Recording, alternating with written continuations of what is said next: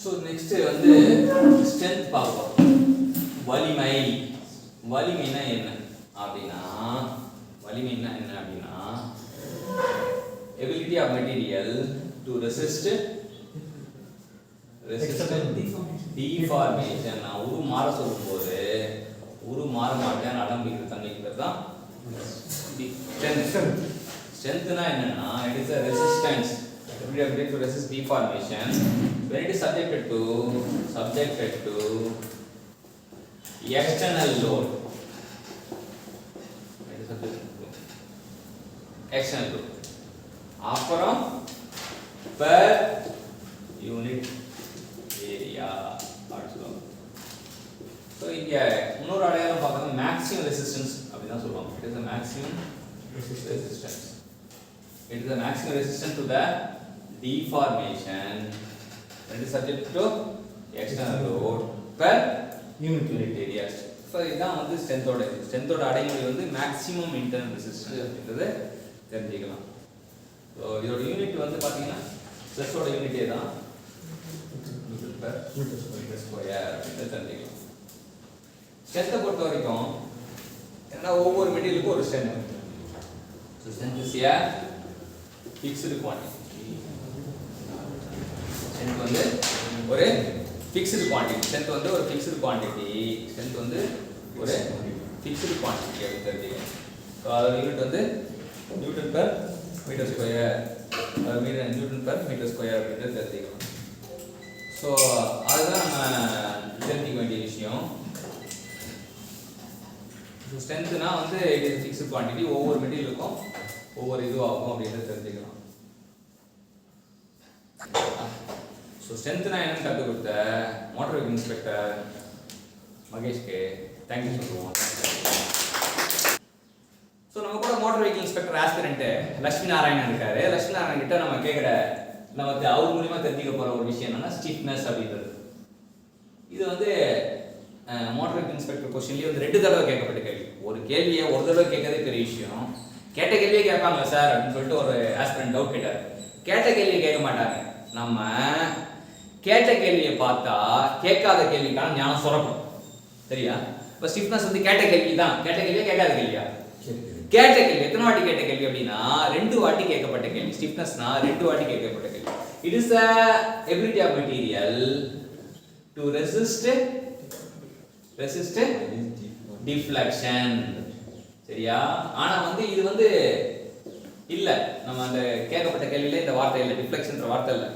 அவங்க என்ன சொல்றாங்கன்னா ரெசிஸ்ட் டிஃபார்மேஷன் அப்படின்னு சொல்றாங்க. சோ டிஃபார்மேஷன்ல ஒரு வகை தான் டிஃப்ளெக்ஷன், அதனால அது செல்லுபடியாது. சரியா? ரெசிஸ்ட் டிஃபார்மேஷன் கொடுத்திருக்காங்க. டிஃபார்மேஷன்ல ஒரு வகை தான் டிஃப்ளெக்ஷன், அதனால அது செல்லுபடியாது. நிஜமா சுருக்கமா சொல்லணும் அப்படின்னா டிஃபார்மேஷன் வரும். ஆனா क्वेश्चन பேப்பர்ல டிஃப்ளெக்ஷன் வந்து 2 தடவை கேட்கப்பட்ட கேள்வி. இந்த கேள்வி வந்து 2 தடவை கேட்கற மோஸ்ட் இம்பார்ட்டன்ட் क्वेश्चन அப்படின்னு அர்த்தம். ஒரு கேள்வி ஒரு ஒரே காம்பனேஷன் ஃபார் எக்ஸாம்பிள் மோட்டார் வெஹிக்கிள் இன்ஸ்பெக்டர்ல 2 வாட்டி கேட்டாங்கன்னா அது ரொம்ப முக்கியம். சரிடா இது எங்கடா நமக்கு டிஃபார்மேஷன் போட்டுருக்காங்க அப்படின்னு நம்ம போய் தேடி பார்த்தோம். எங்க போட்டுருக்கா? விக்கிபீடியால போட்டுருந்தது.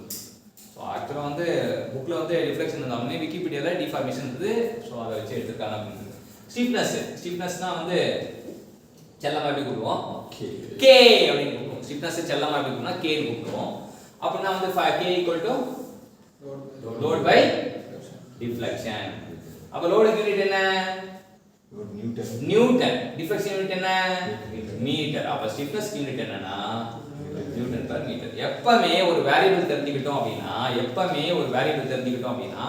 வேரியபிளோட யூனிட் வந்து ரொம்ப ரொம்ப முக்கியம்.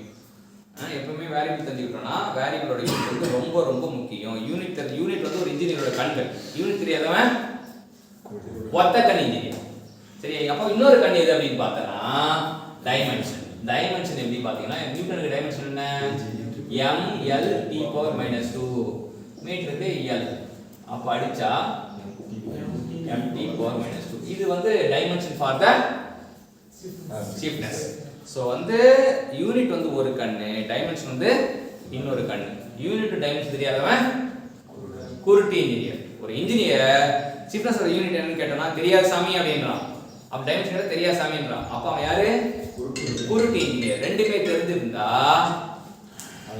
அவன் பார்வையுள்ள இன்ஜினியர். நீ உலகத்துல இன்ஜினியரை பார்க்கலாம், ஆனா பார்வையில் இன்ஜினியரை பார்க்கணும்னா கண்டிப்பா அவனுக்கு என்ன தெரியணும்? யூனிட் தெரியணும். ஸ்டிஃப்னஸ் ஆஃப் யூனிட் என்ன? Newton per metre. டைமென்ஷன் என்ன? mt power minus 2. ஸோ இன்னைக்கு ஸ்டிஃப்னஸ் தான் என்னன்னு கற்றுக் கொடுத்து, அவரோட யூனிட்டை சொல்லி கொடுத்து, அவர் டைமென்ஷன் கற்றுக் கொடுத்த நம்ம motor vehicle inspector aspirant Lakshmi இருக்கு. தேங்க்யூ சொல்லுவோம். தேங்க்யூ. நம்ம கூட பெஸ்ட் இன் பேசியிருக்காரு motor vehicle inspector aspirant. So நம்ம என்ன பார்க்க போறோம் அப்படின்னா, க்ரீப் அப்படின்னா என்ன கேட்க போறோம். க்ரீப் அப்படின்னா என்னன்னு கேட்க போறோம். க்ரீப்னா என்ன சொல்றாங்கன்னா, எலிவேட்டட் டெம்பரேச்சர்ல வந்து கான்ஸ்டன்ட் லோட் ஆக்ட் ஆயிடுச்சுன்னா for a prolonged period of time இருந்துச்சுன்னு வைங்களா, அப்போ வந்து ப்ரோக்ரசிவ் டிஃபார்மேஷன் நடக்கும் அப்படின்னு சொல்றாங்க. அதுதான் க்ரீப் அப்படிங்கிறாங்க. க்ரீப்னா ஒரே வார்த்தை சொல்லலாம், ப்ரோக்ரசிவ் டிஃபார்மேஷன். அந்த பி தான் நமக்கு விட்டு. Creep is a progressive deformation. அப்ப என்னன்னா ப்ரோக்ரசிவ்னா என்னன்னா, ப்ரோக்ரசிவ்னா ஒரு over a period of time. So ப்ராக்ரசிவ்னா வந்து என்னன்னா ஒரு குறிப்பிட்ட over a prolonged period of time. So இது ஒரு டைம் டிபெண்டன்ட் ஃபினாமினா. க்ரீப்ன்றது நேரத்தை சார்ந்தது. Creep is a progressive deformation. முக்கியமாக ப்ராக்ரசிவ் டிஃபார்மேஷன் எப்போ அப்படின்னா, இங்கே இன்னொரு பிட் இருக்கு. It is a constant load. Load வந்து எப்படி இருக்குன்னா கான்ஸ்டன்ட் லோட் சொல்லுவாங்க. இல்லாட்டி சில புக்கில் வந்து கான்ஸ்டன்ட் ஸ்ட்ரெஸ்ன்னு கூட சொல்லியிருப்பாங்க. தப்பு கிடையாது. கான்ஸ்டன்ட் லோட்னாலும் கான்ஸ்டன்ட் ஸ்ட்ரெஸ்னாலும் ஒப்பிட்டு பண்ணலாம். It is a progressive deformation under constant load. அது மட்டும் இல்லாம at elevated temperature. Elevated அப்படினா என்னன்னா அதிகமான டெம்பரேச்சர் அர்த்தம்.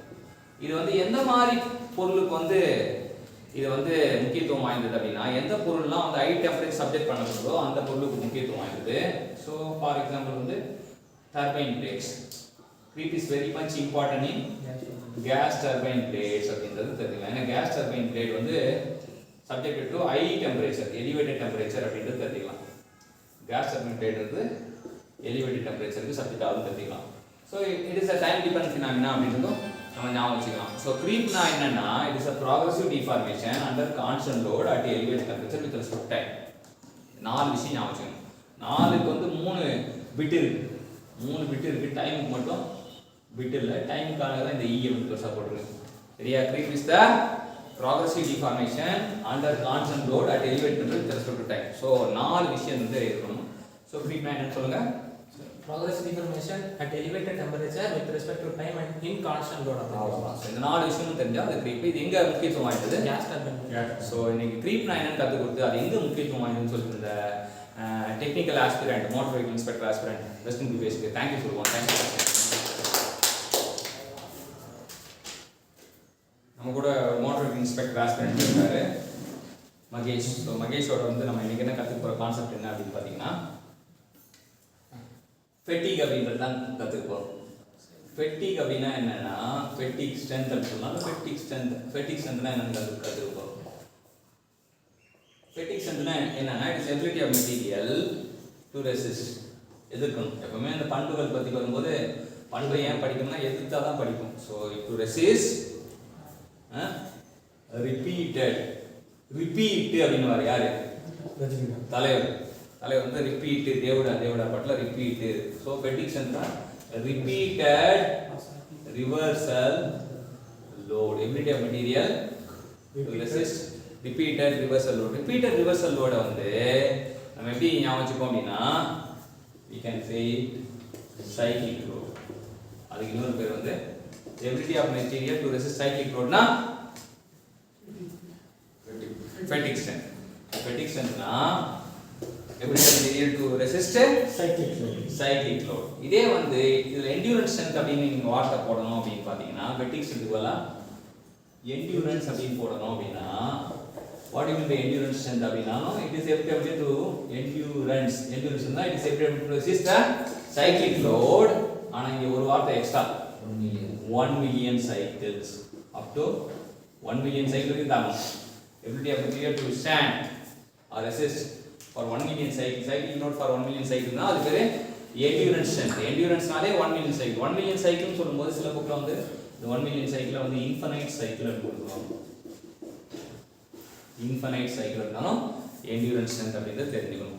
ஸோ endurance strengthனா அந்த fatigue strengthக்கு endurance strengthக்கு டிஃபரன்ஸ் என்னன்னா 1 million cycles அப்படின்றது தான் நமக்கு இல்லாட்டி அது 1 million cycles also called as infinite cycle அப்படின்னு தெரிஞ்சுக்கலாம். ஸோ இன்னைக்கு fatigue strengthனா என்ன, endurance strengthனா என்ன, ரெண்டுங்களோட வேறுபாடு என்னன்னு கற்றுக் கொடுத்த மோட்டார் வெஹிக்கிள் இன்ஸ்பெக்டர் ஆஸ்பிரண்ட் மகேஷ்க்கு தேங்க்யூ சொல்லுவோம். தேங்க்யூ. நம்ம கூட motor vehicle inspector aspirant Kumaresan இருக்காரு. குமரேசன் கிட்ட நம்ம என்ன கற்றுக்க போறோம்னா ரெசிலியன்ஸ் அப்படின்னு. Resilience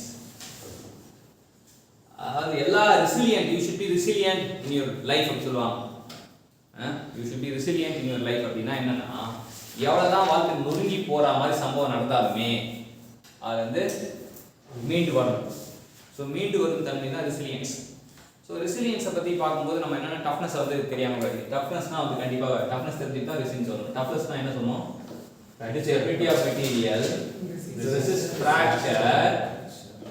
to resist fracture, when it is subjected to impact load. ஓங்கி அடிக்கணும்.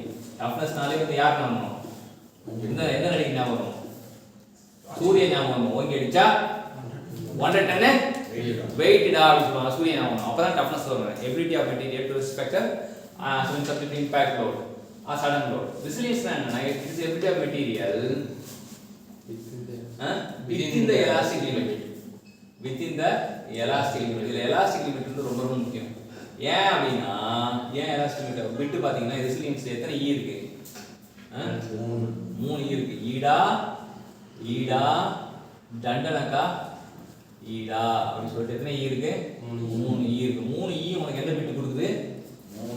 எலாஸ்டிக் லிமிட் அப்படின்ற பிட் சொல்லுது. சரியா? டேய் நான் இங்க இருக்கேன், என்ன பாருடா.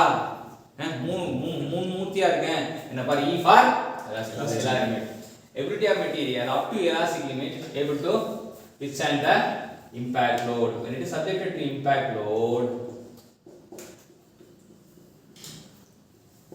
the ability of material to resist when it is subject to impact load up to the elastic limit அப்படின்றது. இப்போ நம்ம load deformation diagram போட்டோம்னா இது வந்து stress strain diagram போட்டோம் அப்படின்னா இது elastic limitனா இது வரைக்கும் இருக்கிற இந்த ஏரியா வந்து it shows the resilience. அதே படத்தை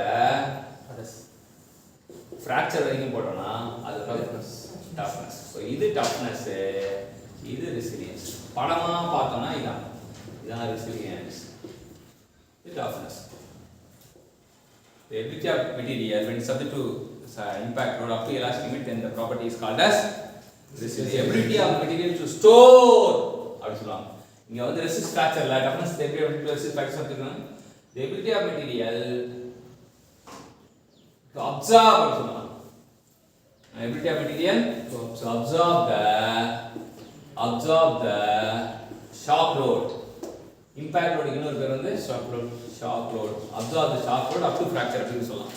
The ability of material to absorb the shock load up to within elastic limit na resilience. So resilience na elastic limit, toughness na fracture point. ரெண்டுமே என்ன பண்ணா ability to absorb the energy. So இன்னைக்கு என்ன தெரிஞ்சுக்கிட்டோம் அப்படின்னா, Kumaresan aspirant மூலமா toughness for resilience கூட டிஃபரன்ஸ்க்கும் ரெசிலியன்ஸ்ல E தான் வந்து முக்கியம் அப்படின்னு தெரிஞ்சுக்கிட்டோம். கற்றுக் கொடுத்த குமரேசனுக்கு தேங்க்யூ சொல்லுவோம்.